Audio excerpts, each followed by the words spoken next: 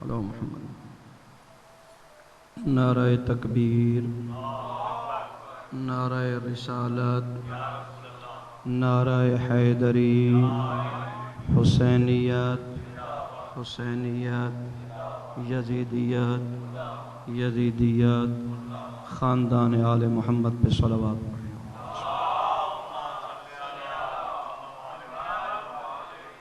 اپنی عبادت کی خاطر پھر بھی صلوات پڑھیں محمد وآل محمد۔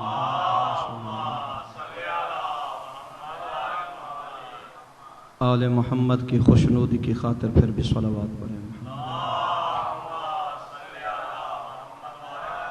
اعوذ باللہ السمیع العلیم من الشیطان الرجیم، بسم اللہ الرحمن الرحیم۔ الحمد للہ رب العالمین والعاقبۃ للمتقین والجنۃ للمؤمنین والنار للمنافقین والمعاندین۔ الصلاۃ والسلام علی سیدنا ونبینا وشفیع ذنوبنا وطبیب قلوبنا ابی القاسم محمد وعلى آلہ الطیبین الطاہرین الشرفاء الذین اذهب اللہ عنہم الرجس وطہرہم تطہیرا۔ اما بعد فقد قال الحکیم فی القرآن الکریم، بسم اللہ الرحمن الرحیم۔ انما یرید اللہ لیذہب عنکم الرجس اہل البیت ویطہرکم تطہیرا۔ باواز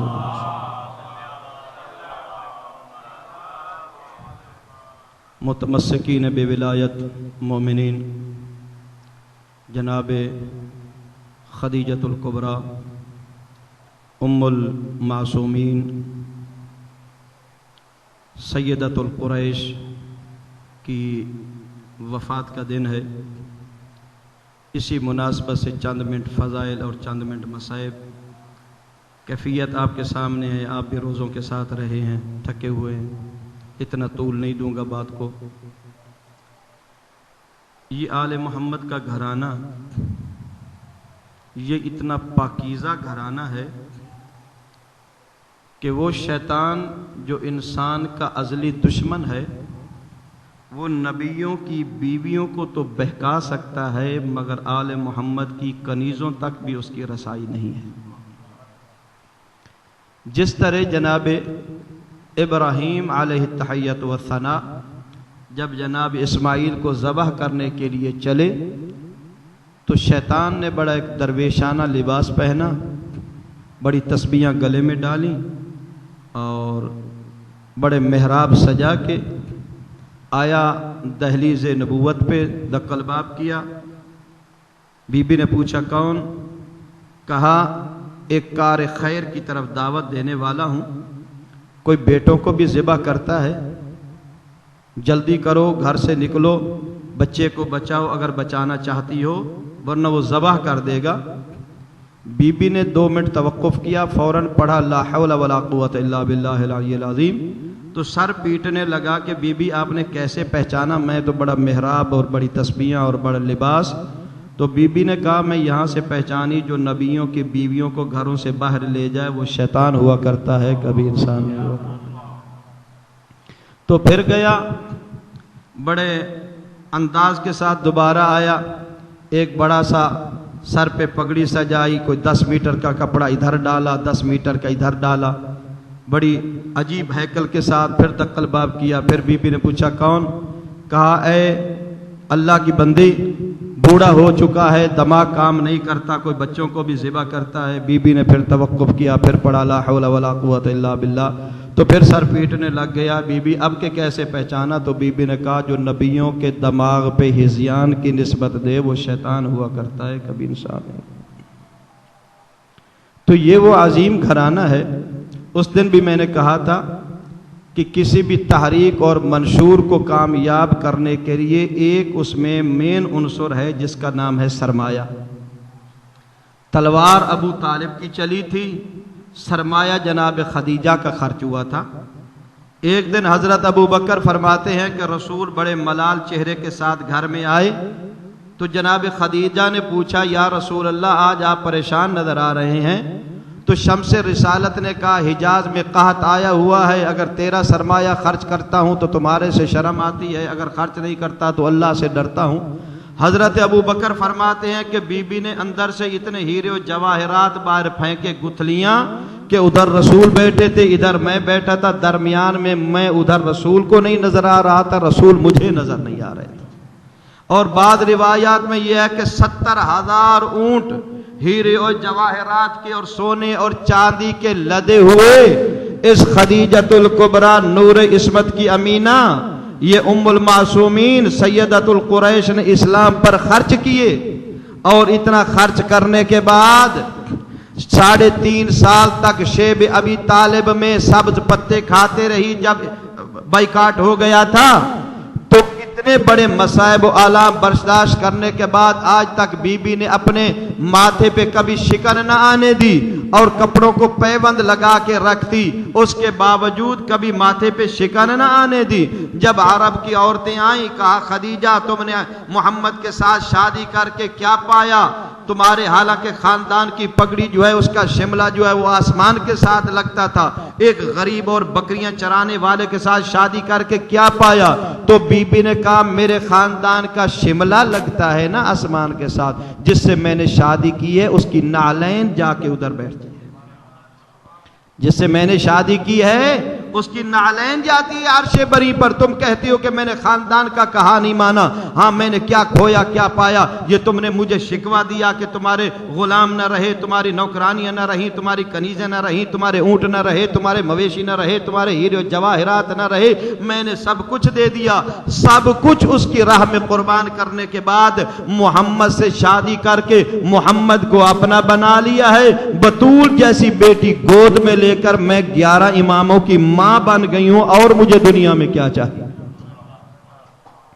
اگر آیت کی طرف دیکھیں تو خدا کے عزت کی قسم یہ وہ آیت ہے جس کو اپنوں اور اغیار نے آیت تطہیر کہا ہے۔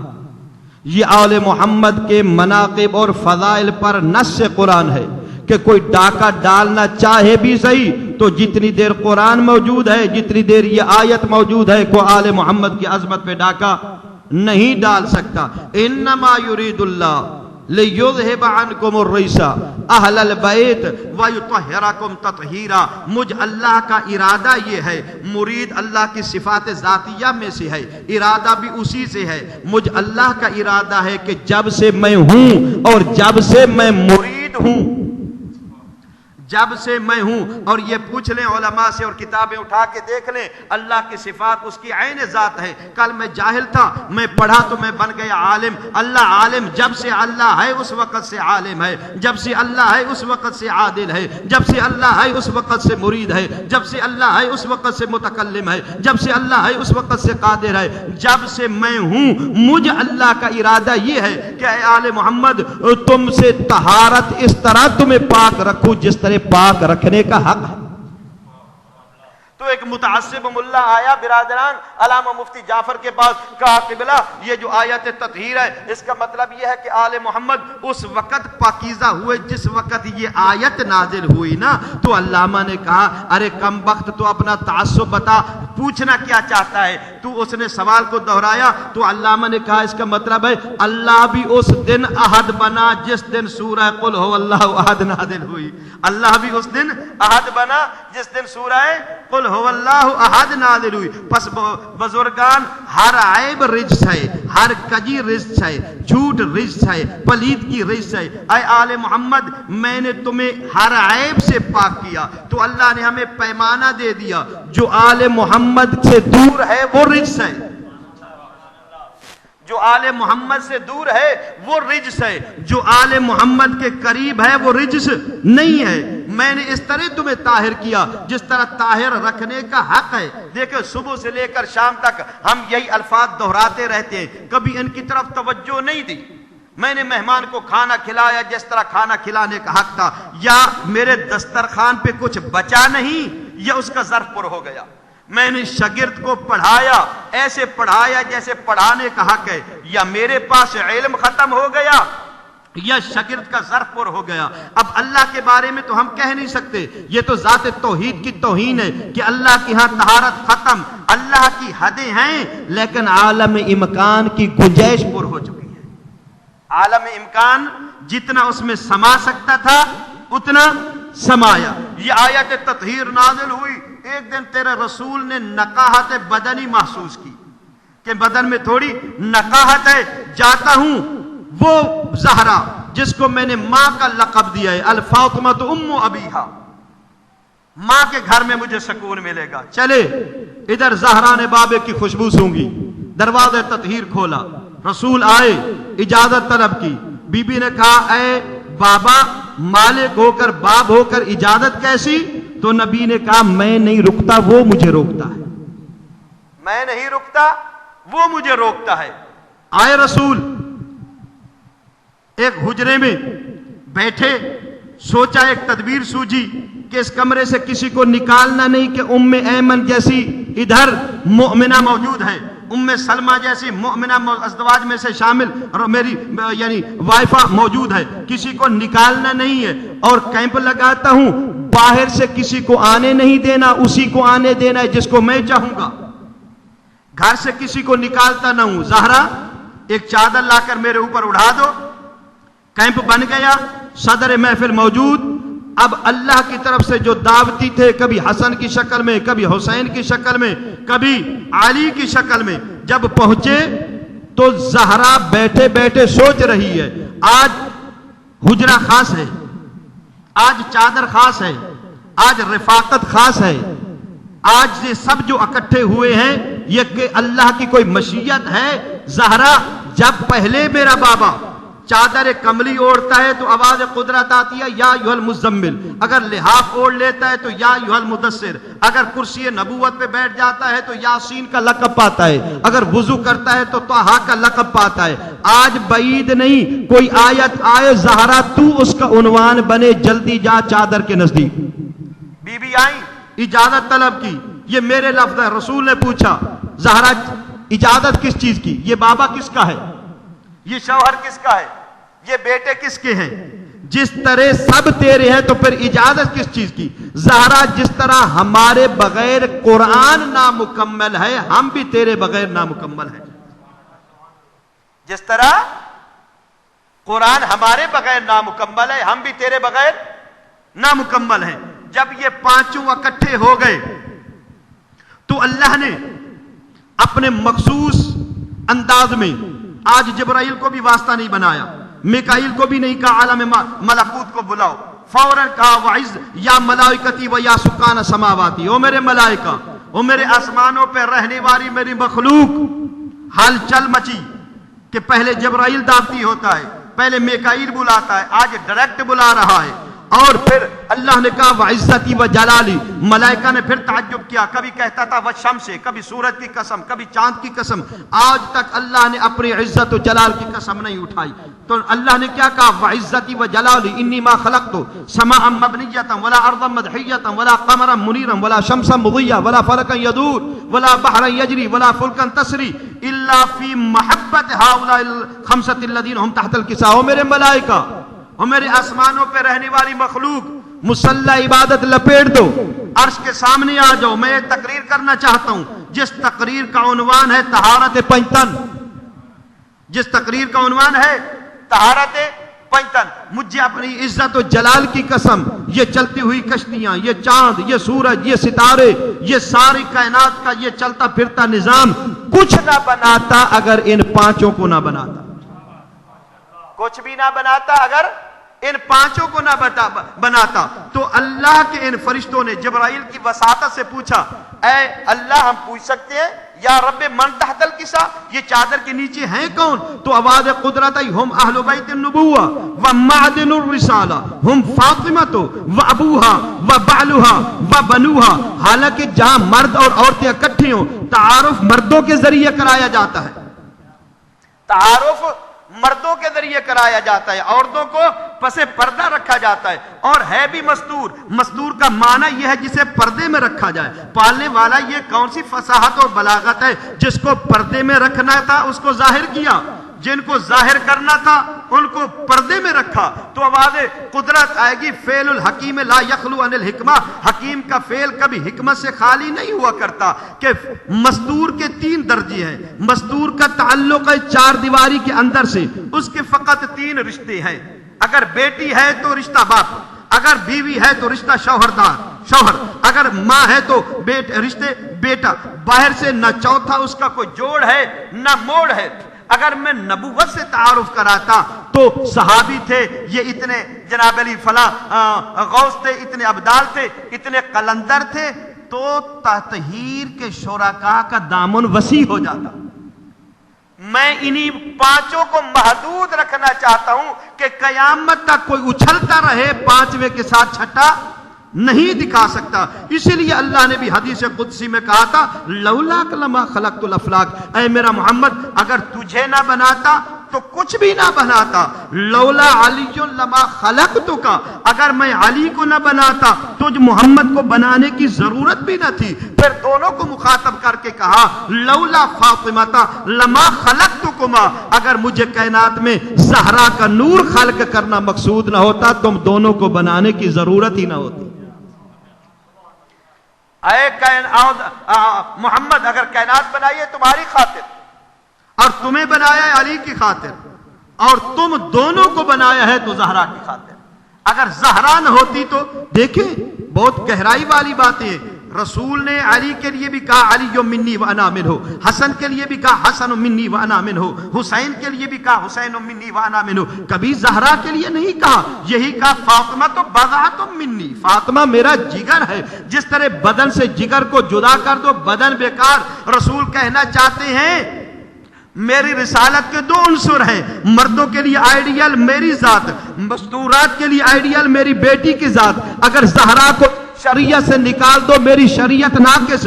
تو معلوم ہوا یہ جو رسول اٹھ کر بیٹی کا استقبال کرتے تھے یہ بیٹی کی وجہ سے نہیں کرتے تھے، ورنہ یہ سنت ہم پہ بھی ہوتی. نبی فرماتے ہیں میں بیٹی کا بعنوان بیٹی استقبال نہیں کرتا، بلکہ ایک ہادی دوسرے ہادی کا احتراماً استقبال کرتا. یہی فرق ہے بطور اور علی کے درمیان کہ علی کو ولایت ملی ہے نبوت کے بعد، اور زہرا بابے کے ہوتے ہوئے ہادیہ رہی ہے. زہرا بابے کے ہوتے ہوئے کہا جب دشمنان نے کہ ان شان وہ الابتر کے محمد کی نسل نہیں ہے، محمد کا مشن کیسے جاری و ساری رہے گا. تو پاک نبی گھبرائے کہ یہ کیا کہنے والے ہیں کہ تیرا مشن جاری و ساری نہیں رہے گا، کیونکہ مشن تو چلتا ہے خون کے ساتھ. تو میری اولاد جو نرینہ تھی جناب قاسم و ابراہیم وہ تو فوت ہو گئے. اللہ نے فوراً ان کے گمان کو کچلنے کے لیے کہا انا اعطیناک الکوثر، اے محمد میں نے تمہیں کوثر عطا کی ہے، میں نے وہ تمہیں کثرت دی ہے جو تیرے قرآن کو بھی بچائے گی، تیری شریعت کو بھی بچائے گی، تیری نبوت کو بھی بچائے گی. کوثر وہ ہے جو ابتر کے مقابلے میں ہے، ابتر وہ ہے جو کوثر کے مقابلے میں ہے. اللہ یہ کہنا چاہتا ہے. اور پھر یاد رکھیں پورے قرآن میں یہ 3 آیتوں والی صورت ہے اور 10 اس کے لفظ ہیں. 5 ایسے لفظ ہیں جو اللہ نے دوبارہ رپیٹ نہیں کی، 2 اللہ نے دوبارہ دہرائے. انا اعطیناک الکوثر، پورے قرآن میں کوثر کا لفظ اسی ایک مقام پر ہے، ابتر کا لفظ اسی ایک مقام پر ہے. یعنی اللہ نے جتلایا ہے. احسان اتنی اہمیت والی کوثر چیز ہے کہ دینے کے بعد جتلایا ہے، پھر بار بار رپیٹ نہیں کیا. کیوں؟ دینے کے بعد اگر بعد احسان جتلایا جائے تو اس کی کریمی کے آیا کوئی رسول سے معمولی چیز ہے نہیں. جو کسی کو تحفہ دیا جاتا ہے اس کی عزت اور عظمت کے ملحوظ خاطر دیا جاتا ہے. اور کیا کوئی رسول سے بڑی چیز ہے؟ کائنات میں رسول سے بڑی کوئی چیز ہے ہی نہیں. بس جو بھی ہے نہ بڑی ہے نہ چھوٹی تو برابر ہوگی نا. اسی لیے رسول نے کہا تھا اولنا محمد و آخرنا محمد و اوسطنا محمد و کلنا. ان کا پہلا بھی محمد ہے، ان کا آخری بھی محمد ہے، ان کی اولاد ہی محمد ہے، یہ سارے کے سارے محمد. توجہ ہے عزیزان گرامی. 2 لفظ اور زحمت یہ دیکھیں. زیارت وارث آپ کے ذہن میں ہے. اشہد انک کنت نورا فی الاسلاب الشامخۃ والارحام المطہرۃ لم تنجسک الجاہلیۃ بانجاسها ولم تلبسک بمد الہمات ثیابها. اے مولا حسین ہم گواہی دیتے ہیں کہ جن صلبوں سے تو چلا ہے وہ کائنات کے پاکیزہ ترین صلب تھے، اور جن رحموں سے تو گزرا ہے وہ کائنات کے مطہر ترین رحم تھے. میں ختم کرنے لگا ہوں, 1 منٹ کا باقی ہے, لہذا غور طلب بات ہے. اے نواسہ رسول, ہم گواہی دیتے ہیں جن صلبوں سے تو چلا ہے وہ کائنات کے پاک ترین صلب تھے, جن رحموں سے تو گزرا ہے وہ کائنات کے مطہر ترین رحم تھے. ارے آدم کی پیشانی میں محمد کا نور رکھا, علی کا نور رکھا, حسن کا نور رکھا, حسین کا نور رکھا, جناب سجاد کا نور رکھا, امام باقر کا نور رکھا, سید سجاد کا نور رکھا, امام باقر کا, امام جعفر صادق کا, امام موسیٰ کاظم کا, علی رضا کا, محمد تقی کا, علی نقی کا, حسن عسکری کا اور حسن عسکری کے بیٹے منتقم اعلیٰ کا. یہ 13 نور رکھے. بطول کا نور اللہ نے کسی نبی کے پیشانی میں بھی نہیں رکھا. ڈائریکٹ وہی پڑھ رہا ہوں جو کتابوں میں ہے. جتنی کتابیں معراج پہ لکھی گئی ہیں سب نے یہ لکھا ہے کہ جب رسول کو جبرائیل معراج میں جنت کی سیر کرا رہے تھے تو رسول نے اچانک ایک سیب دیکھا, درخت دیکھا, اس پر ٹوٹل ایک ہی سیب لگا ہوا تھا. جب رسول کی نگاہ پڑی تو رسول وہاں ہیبت زدہ ہو کر نہ ایک قدم آگے نہ ایک قدم پیچھے. پوچھا ہے جبرائیل ماجرا کیا ہے؟ جس وقت کا اس سیب کو میں نے دیکھا ہے اس وقت سے میرے قدم آگے پیچھے نہیں جا رہے. تو جناب جبرائیل نے کہا یا رسول اللہ, اس میں آپ کی بیٹی کا نور ہے, اس میں آپ کی بیٹی کا نور ہے, توڑیے اور کھائیے. توڑیے. میں پوچھتا ہوں جبرائیل, کبھی نوکر سرداروں کو یہ نہیں کہا کرتے کہ پانی کا گلاس بھریے اور پی لیجیے, ہمیشہ بھر کر دیا کرتے ہیں. اور رسول کتنے نازک مزاج ہیں, کیا ہو جاتا کہ توڑ کر دے دیتے. عجب نہیں جبرائیل کہیں یہ سیب ظرف ہے, زہرا کا نور مظروف ہے. جس طرح گلاس کے اندر دودھ اور پانی ہوتا ہے, ہم گلاس کو ٹچ کرتے ہیں, پانی کو تو ٹچ نہیں کرتے نا. جبرائیل کہتی ہیں یہ سیب ظرف ہے, بطول کا نور مظروف ہے. یہ اتنا پاکیزہ نور ہے کہ میں جبرائیل بھی اس کو لمس نہیں کر سکتا, جس کو میں لمس نہیں کر سکتا. اسی وجہ سے اللہ نے کسی نبی کے صلب میں بھی نہیں بھیجا. ڈائریکٹ یہ کچھ کہتی ہیں نا کہ جناب خدیجہ مطلقہ تھی یا بیوہ تھی. ارے کم بختو, یہ جس سیب کو جبرائیل ہاتھ نہ لگا سکے, جس شکم میں زہرا نے آنا ہو, بھلا اس شکم کو کوئی مشرک کیسے لمس کر سکتا ہے؟ عزیزان, 2 جملے بی بی کی رحلت کے عبادت کو مکمل کرنے کی خاطر. عیادت ثواب ہے, عیادت کرنے سے مریض کی دل جوئی ہوتی ہے. جناب خدیجہ 10 بعثت کا دن تھا, عصر کا ٹائم تھا. رسول آئے, خدیجہ کے پاس بیٹھے. بی بی نے ایک ٹھنڈی سانس بھری, کہا یا رسول اللہ, میں ملکۃ العرب ہوں, سیدۃ القریش ہوں. اس وقت جس وقت آپ کے صحابیوں کی جوتیاں بھی نہیں ہوا کرتی تھی, آپ پر دشمن کی یلغار تھی, آپ کو سرمایہ کی ضرورت تھی, تو مجھ خدیجہ کا سرمایہ آپ نے دین پر خرچ کیا.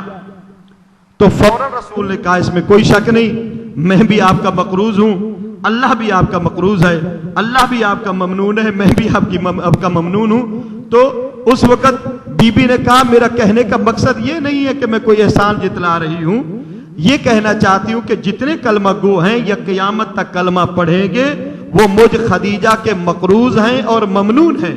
اے پاک رسول, میں یہ آپ سے کہنا چاہتی ہوں کہ آپ کے گھر میں میں نے پیوند شدہ کپڑے پہنے, میں نے 3.5 سال تک شیب ابی طالب میں سبز پتے کھائے, لیکن آج تک میں نے آپ کو شکوہ نہیں کیا.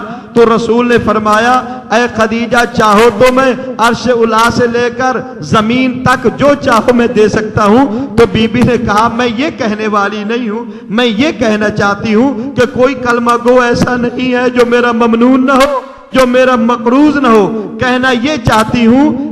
ادھر چھوٹی سی جناب زہرا تھی اس وقت ساتھ کھڑی, تو بی بی نے کہا میری بیٹی کو میرے سینے پر سلاؤ.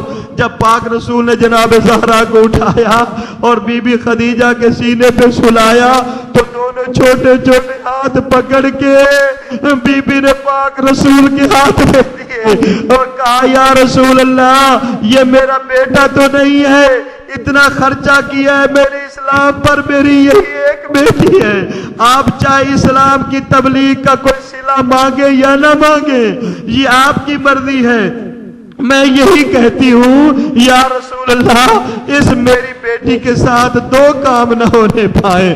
رسول نے کہا خدیجہ کون سے؟ تو بی بی خدیجہ نے کہا کوئی میری بیٹی کو تالیانے نہ مارے، کوئی میری بیٹی کو تالیانے نہ مارے، دوسرا کوئی میری بیٹی کو چھڑکے نہیں، کوئی ڈانٹے نہیں۔ اگر کسی نے میری بیٹی کے ساتھ یہ کیا، قیامت کے دن میں اس کا گریبان پکڑ کے اللہ کی بارگاہ میں اسے چیلنج کروں گی، اے مسلمان میں نے اتنا دین پہ خرچ کیا، میں نے تم سے کیا مانگا تھا؟ فقط یہی کہ میری بیٹی کو تماچے نہ لگنے پائے۔ رسول نے کہا خدیجہ میں اپنی زندگی میں ضامن ہوں، کوئی تیری بیٹی کو تماچے نہیں مارے گا، لیکن اپنی شہادت کے بعد میں اس کی ضمانت نہیں دیتا۔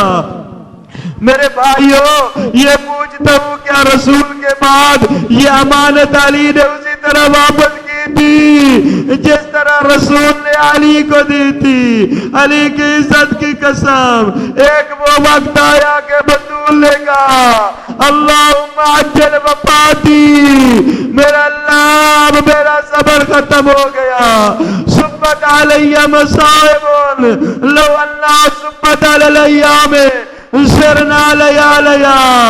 بابا مجھ پہ ظلم کے اتنے پہاڑ ڈھائے گئے، اگر دنوں پہ آتے تو دن کاری راتوں میں بدل جاتے، اگر پہاڑوں پہ آتے تو پہاڑ ریزہ ریزہ ہو جاتے۔